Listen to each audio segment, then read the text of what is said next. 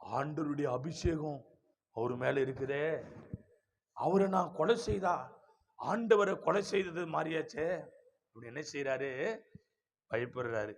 அப்பதான் தேவனுடைய மகா பெரிய கிருபையினால இதோ உம்முடைய ஜீவன் இன்றைய தினம் என் பார்வைக்கு அருமையானபடியா,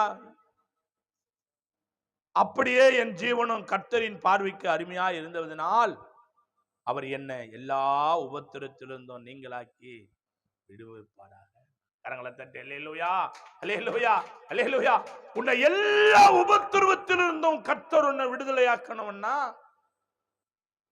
நீ எல்லா சூழ்நிலையும் நீ ரம்மியமா வாழ கத்துக்கொள்ளணும். அல்லேலூயா. தேவ பிள்ளைகளே, நம்முடைய தேவன் அற்புதம் செய்கிறவர், நம்முடைய தேவன் அதிசயம் செய்கிறவர். யோசித்து பாருங்க, அவர் கையில எது போனா